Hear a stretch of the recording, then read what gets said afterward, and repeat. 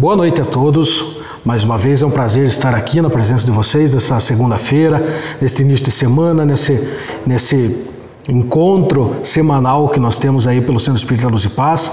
A você que está chegando pela primeira vez, muito obrigado pela sua presença virtual, obrigado pela sua atenção. Aproveita aí você que está chegando pela primeira vez, nos assistindo pela primeira vez, curta a nossa página no Facebook, Centro Espírita Luz e Paz, e também no nosso canal no YouTube, Centro Espírita Luz e Paz, para acompanhar nossas mensagens semanais, e no Facebook, quase que diárias, aí as mensagens que a nossa equipe posta aí para todos vocês, tá certo? Antes de nós entrarmos no tema, propriamente dito, vamos elevando o nosso pensamento ao alto, pedindo a Deus, a Jesus, aos bons espíritos, que se façam presente neste momento para nos podermos compreender a mensagem proposta nessa noite de hoje, possamos entender, possamos absorver a mensagem proposta na noite de hoje e que essa mensagem venha a enriquecer o nosso saber, enriquecer o nosso conhecimento e nos ajudar a evoluir o nosso espírito, a evoluir o nosso caminho, a nossa história. Bom, pessoal, o tema de hoje que nós vamos tratar é um tema muito... É uma pandemia, né? É uma pandemia que nós vivemos aí há muitos anos, não é de hoje, né? Não é frescura, como muita gente fala, é uma doença real, é uma pandemia que atinge, em média, entre um a cada 4 brasileiros. Atinge 1 em cada 4 brasileiros. Então é uma pandemia muito maior do que o coronavírus. Talvez ela não seja tão grave, tão mortífera quanto o coronavírus, né? Mas ela é uma pandemia tão grave, e que se estende aí durante anos, durante séculos aí pela humanidade, que é a depressão. A depressão, pessoal, como eu gosto sempre de trazer um ponto histórico aí sobre o assunto, né, quando é o caso, né, só para vocês terem uma ideia, em 400 anos antes de Cristo, o Hipócrates, que é das maiores referências de médico, né, na história antiga, né, que é o Hipócrates, ele já investigava a depressão, que na época ele denominou de melancolia. E esse termo aí ele perdurou até o começo do século XIX, quando aí denominaram a melancolia de depressão, certo? Então, 400 anos antes de Cristo já existia a depressão, a depressão já era estudada, já era investigada, só que com outro nome, a melancolia, certo? Dizia-se aí, inclusive, que era, né, de acordo com os escritos de Hipócrates, dizia-se que era uma doença que acometia grande número de pessoas na época, inclusive com uma taxa de suicídio muito grande, já para os períodos antes de Cristo, né? Ou seja, é uma doença de mais de 2.000 anos, né? Já fazem 2.400 anos que ela já é estudada, que ela é investigada, né? Pelos estudos, pelos registros mais antigos que se tem aí da medicina, né? Por Hipócrates, 400 anos antes de Cristo, ou seja, 2.400 anos atrás, tá? E vamos então, quais são, né, a gente partindo do pressuposto que nem tudo é espiritual. De fato, nós não podemos culpar os maus espíritos, os nossos obsessores, de todas as nossas mazelas, de todos os nossos problemas aí que nós enfrentamos, né? Nem tudo é espiritual. Existem situações físicas, existem situações que estão dentro das nossas possibilidades, né? Que é a causa física da depressão. Depressão tem causa física, sim, também, né? Quais são as causas físicas, então? É a alteração química no cérebro, né? Essas alterações químicas aí nos neurotransmissores, né? Principalmente na serotonina e na noradrenalina. Eu estou com a minha colinha ali, esses nomes difíceis Esses nomes difíceis a gente escreve, né? A gente faz a colinha, né? Que é a noradrenalina. São esses dois neurotransmissores aí que quando estão aí com uma descompensação, uma alteração química, eles acarretam a depressão. Esses neurotransmissores, eles são responsáveis pelas sensações de prazer, pela sensação de bem-estar, pela sensação de felicidade aí, pessoal.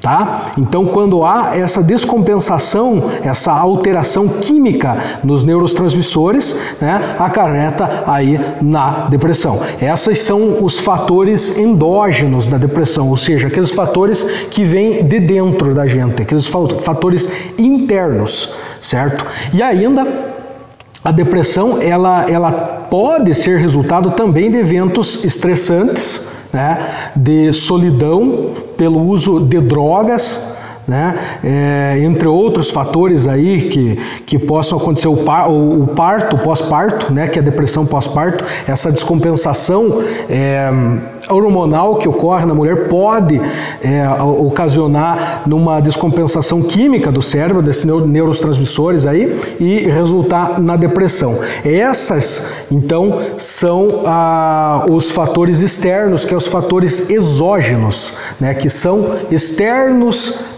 a gente, alheios a gente, né? São os fatores exógenos, tá? Então, partindo do pressuposto que a depressão possa ter aí as suas causas físicas, mas também, lembrando, né, que nem tudo é físico, né, nem tudo é espiritual, pode ser físico, mas também pode ser espiritual. A depressão, ela também pode ter cunho espiritual, certo? Partindo do quê? Basicamente, aí 3 fatores. A falta de fé, né? A rebeldia, tá? E a obsessão. Vamos começar pela falta de fé. Não é a ausência, digamos assim, de acreditar em algo, pessoal, mas sim apenas dizer que acredita, né? Sem aplicar a sua fé propriamente dito, né? Sem exercer a prática da caridade, por exemplo, né? Sem executar as obras da fé. É aquela fé morta. E vale a gente nós nos valermos aí da leitura da Bíblia no livro de Tiago, no capítulo 2, versículo 14 a 18, que diz o seguinte: a fé sem obras para nada aproveita. Meus irmãos, que aproveita se alguém disser que tem fé e não tiver as obras? Porventura a fé pode salvá-lo? E se o irmão ou irmã estiverem nus e tiverem falta de mantimento cotidiano, e alguém de vós disser, ide em paz, aguentai-vos e fartai-vos, e lhes não derdes as coisas necessárias para o corpo, que proveito virá daí? Assim também a fé, se não tiver as obras, é morta em si mesma. Mas dirá alguém, tu tens fé e eu tenho as obras. Mostra-me a tua fé sem as tuas obras e eu te mostrarei a minha fé pelas minhas obras. Ou seja, pessoal, a fé, a falta de fé não é a falta de você acreditar em alguma coisa. Eu acredito em Deus, eu tenho depressão, mas eu tenho fé, né? Mas eu tenho depressão. Isso quer dizer o quê? Isso quer dizer, talvez, que você está falhando na tua fé. Pode ser, né? Quando há depressão, tem causas espirituais, pessoal, acho que fique bem claro. A gente precisa, além de ter fé e falar que ter fé, a gente tem que aplicar a nossa fé. A fé sem obras é uma fé morta. Assim disse Tiago no seu livro, né, no capítulo 2, versículo 17, precisamente. A fé sem obras é uma fé morta, tá? A rebeldia, pessoal. A rebeldia não é o ser agressivo, não é o ser rebelde, ser violento, ser contra as regras, contra um regramento. Não é isso. Mas é o espírito depressivo aí, pessoal, por vezes ele é rebelde no sentido de não concordar com as situações que ele está vivendo, não concordar com os desígnios de Deus. Concordo, muitas vezes os desígnios de Deus é difícil da gente entender, mas nós temos que ter em mente que é justo. Nós compreendendo que Deus é justo, nós temos que entender, né? Nós temos que pressupor, ao menos, que todas as mazelas que a gente vive, inclusive a depressão, ela é um desígnio de Deus, por algum motivo que a gente está fazendo por merecer, que a gente fez por merecer. A gente está colhendo, né? Então, a rebeldia aí pode ser uma causa da depressão. A rebeldia de você não aceitar os desígnios de Deus, né? Não aceitar aquilo que você está passando, né? Você é um espírito rebelde, você é uma pessoa rebelde e pode estar acarretando em depressão. Pode ser uma fonte de depressão. Tá? E a obsessão.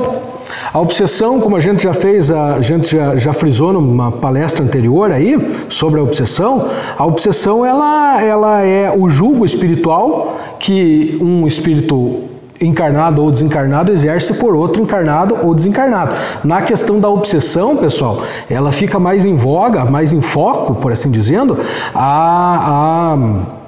o jugo espiritual exercido pelo espírito desencarnado contra o espírito encarnado, né? São as más ideias, cria-se aí uma ponte fluídica entre o obsessor e o obsediado, e por meio desta ponte o obsessor vai implantar ideias ruins, ideias repetitivas, ideias que vão impingir, que vão resultar em sofrimento ao obsediado, né? Que vai resultar em depressão ao obsediado, tá? Nós devemos lembrar, entretanto, aí, pessoal, que o desencarnado pode, né, atuar, pode se encontrar no campo mental favorável aí para a obsessão. A gente sempre tem que ter isso em mente, né? Para você sofrer uma obsessão, você tem que estar com o campo mental favorável para você receber a obsessão, né? Isso vai depender muito dos hábitos que a pessoa tem, dos sentimentos que ela nutre e dos pensamentos também emanados pela pessoa encarnada, pela pessoa obsediada. Enquanto você estiver num padrão de pensamento, num padrão de atos, num padrão de sentimentos baixo, você vai atrair pessoas, né, espíritos desencarnados de igual padrão, né, que vão fazer essa conexão mental com você e, consequentemente, você vai estar sofrendo com os efeitos da obsessão, podendo ser, inclusive, a depressão, certo? Bom, e como que a gente vai se livrar dessa depressão? É importante a gente frisar, pessoal, que da importância de nós nos livrarmos da obsessão. É muito importante, porque vejam bem, hoje em dia, pessoal, a gente tem, quando eu estava estudando para essa palestra aí, eu assisti uma palestra na TV Espírita, tvespírita.com.br, que eu fiquei estarrecido com uma informação que o palestrante deu, que tem criança de 6 meses, de 8 meses, tomando antidepressivo. Isso por quê? Porque ele vive uma situação de depressão a vida inteira, né? Ele vive em depressão, ele desencarna em depressão, passa para o mundo espiritual em depressão, vive sempre com essa depressão lá no mundo espiritual. Apesar de lá também, assim como aqui nós contamos com psicólogo, com psiquiatra, com neurologista, com grupos de apoio, com a família da gente apoiando a gente quando em momentos em situações de transtorno de depressão, né? Lá também a gente recebe esse amparo. Certo? Nós recebemos esse amparo lá também, mas receber a instrução, receber o amparo é uma coisa, você mudar os teus hábitos é outra. Muitas vezes o que acontece? A pessoa recebe o amparo, a pessoa recebe todo esse supedâneo aí para você sair desse estágio de depressão, mas você não assimila, você não aplica, você não muda, porque tem situações que você tem que mudar, que nós temos que mudarmos, né, para nós sairmos do quadro de depressão que nós nos encontramos. E o que acontece? Essa pessoa vive em depressão, desencarna em depressão, passa para o mundo espiritual em depressão e reencarna em depressão. Ele reencarna com as impressões da depressão. E o que acontece? Nesse caso, quando crianças aí de 6 meses, 8 meses, 10 meses tomam antidepressivo, e eu fiquei abismado quando vi essa informação e fui consultar e de fato é verídico. A criança ela não responde a estímulos.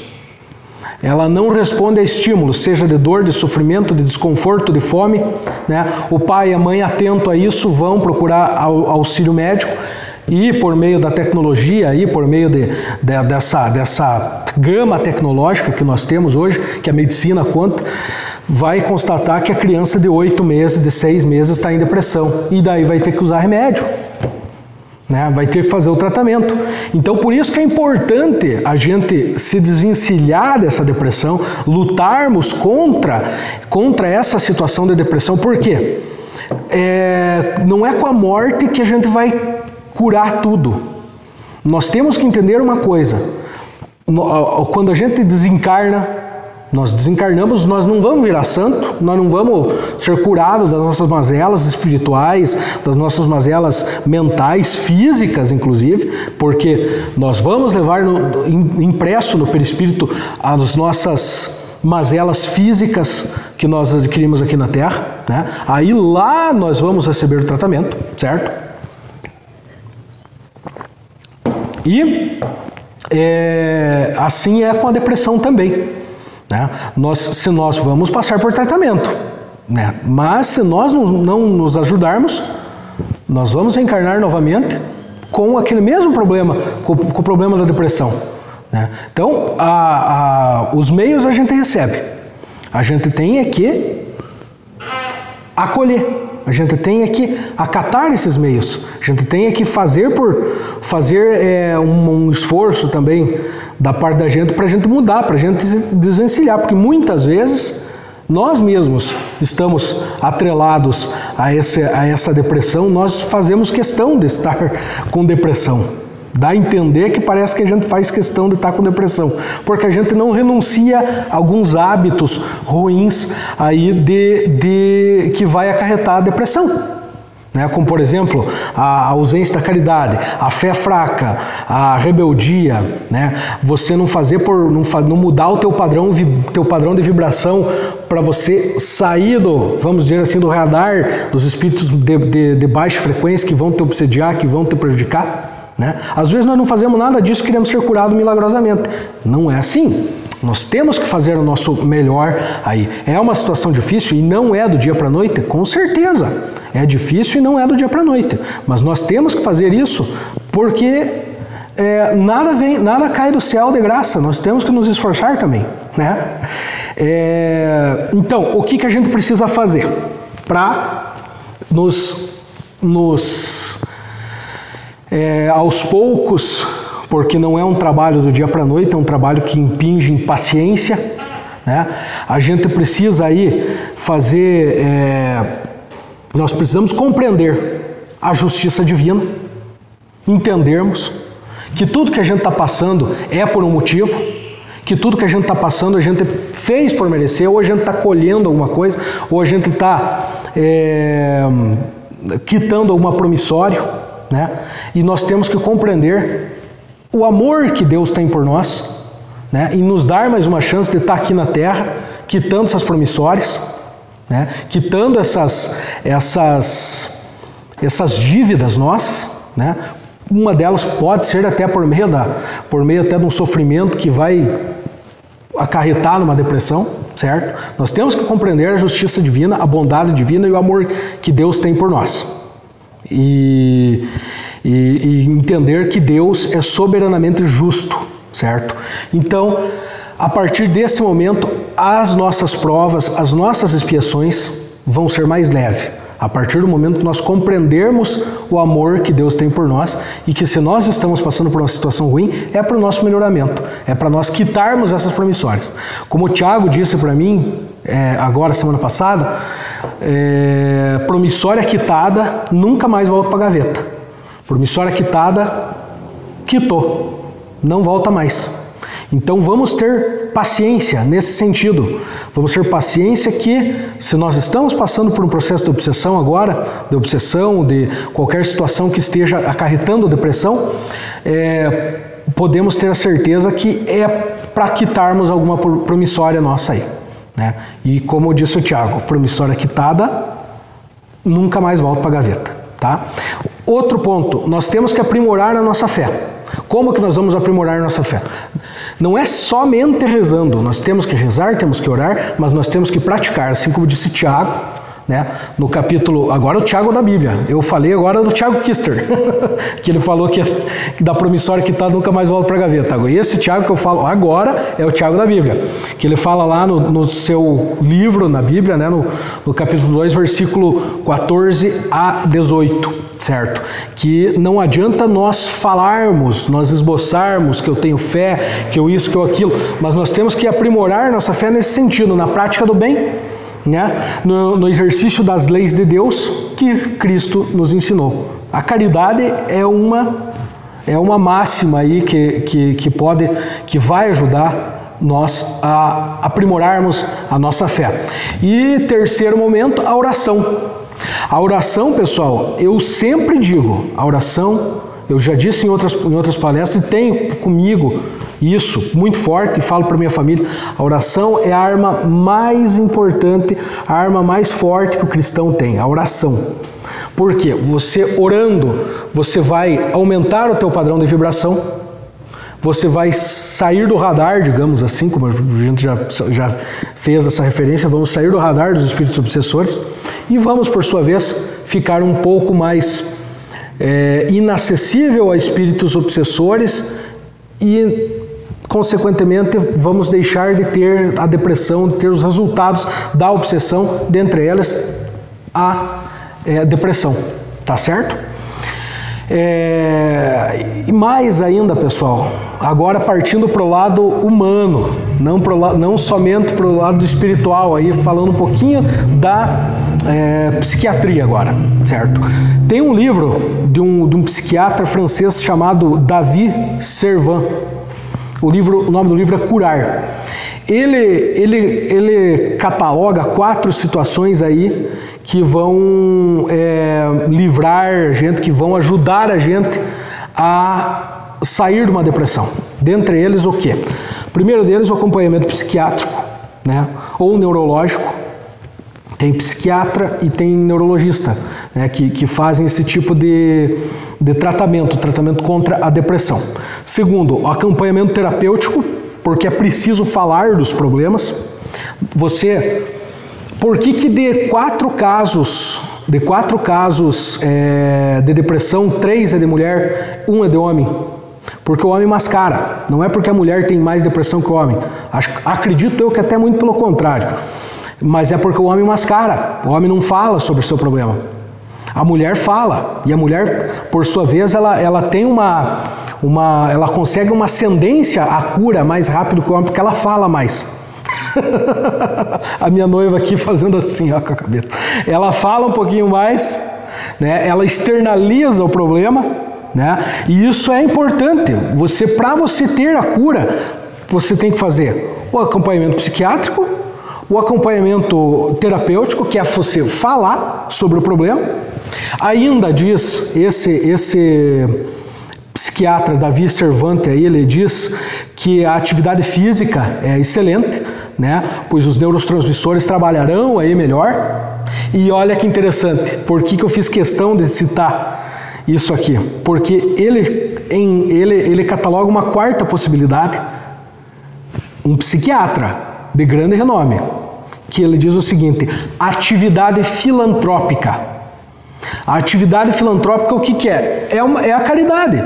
É você ter aquele ímpeto filantrópico, aquele ímpeto caridoso, né? Até ele transcreve no livro dele com essas palavras aqui que eu vou ler para você. Não faço referência à religião, mas digo que trabalho com pessoas que têm envolvimento com a espiritualidade e pessoas que não têm envolvimento com a espiritualidade. Aqueles que estão fazendo acompanhamento psiquiátrico, terapêutico e atividades físicas melhoram.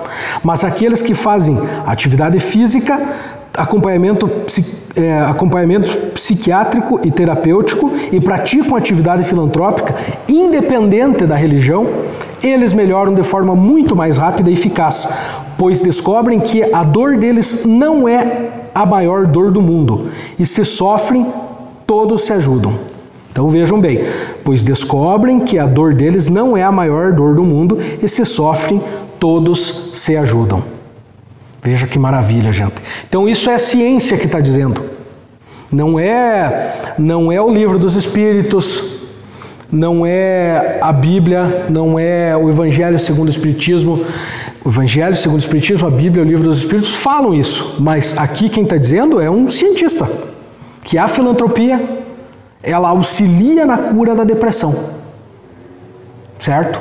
E agora, partindo um pouco, puxando a sardinha para o nosso lado, claro, o tratamento espiritual também, pessoal. É de suma importância o tratamento espiritual.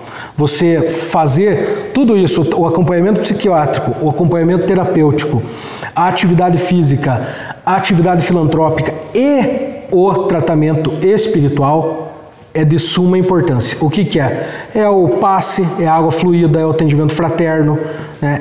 Esse tipo de situação aí que vai auxiliar, que vai ajudar as pessoas a saírem da depressão, certo? Nunca na vida nós podemos separar as coisas. Não, vamos fazer só o tratamento religioso e vamos deixar de lado o tratamento da medicina humana. Isso não pode ser feito. O tratamento da medicina humana, a psiquiatria, a neurologia, isso é de suma importância, de primordial importância, pessoal. Nunca dá para deixar de fazer o tratamento psiquiátrico, o tratamento neurológico. Tá certo?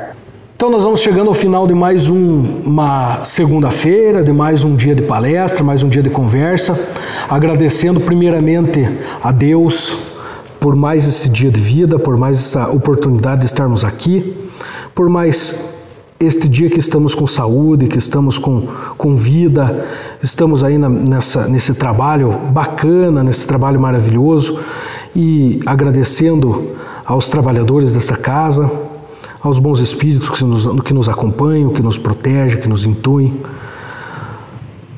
pedindo para que Jesus e que a boa espiritualidade coloquem os remédios sobre essa água que trouxemos aqui neste recinto, para que coloquem os remédios necessários para nós enfrentarmos mais essa semana de vida, mais essa semana de trabalho, com muita felicidade, com muita paz, com muita paciência, com muita resignação, com muita alegria. Agradecemos a vocês que nos assistem, que nos prestigiam todas as segundas-feiras. O nosso sentimento é de gratidão a vocês, porque vocês faz um ano que vocês nos acompanham. Faz um ano que nós estamos com esse novo formato de evangelização, né? Muito felizes, por um lado, que está dando certo, que deu certo, que está tudo certo, que está sendo gratificante esse meio de evangelização, porque é um meio que fica gravado, onde a gente possa assistir várias vezes, né? Se a mensagem ficou alguma coisa, dúvida, a gente volta, enfim. É um meio que veio para ficar. Inclusive, após vou retornar às reuniões presenciais, nós vamos dar continuidade a esse formato, né? Nós vamos filmar a palestra e vamos, muito possivelmente, a palestra na segunda, na terça-feira, nós vamos fazer uma reprise da nossa palestra de segunda nos nossos canais no YouTube, no Facebook, na terça, né? Ainda estamos elaborando, ainda estamos discutindo essas possibilidades com o seu Jacir, com o Thiago, com o Dr. Ronei, com os demais integrantes aí da nossa casa, né? Alguns quadros novos estão vindo por aí, né? Umas surpresas bem bacanas. Nós estamos em pauta aí, pessoal, com alguns projetos bem bacanas. E tudo isso é para vocês, pessoal. Tudo isso é para vocês. Eu peço que vocês repliquem, que vocês compartilhem as nossas mensagens, não por uma questão de promoção social da nossa casa, de promoção nossa, e sim porque às vezes você vai passar essa mensagem e alguém com certeza vai ver e vai servir essa mensagem para essa pessoa. Ainda mais temas envoltos assim com temas tão atuais e tão difíceis de lidar, como a depressão, como a obsessão, como a transição planetária, como a pandemia, todos esses temas que nós estamos vindo aí de um tempo abordando, tá certo? Muito obrigado pela companhia de vocês e uma boa noite, uma boa semana a todos. Que Deus abençoe vocês, a família de vocês. Um abraço.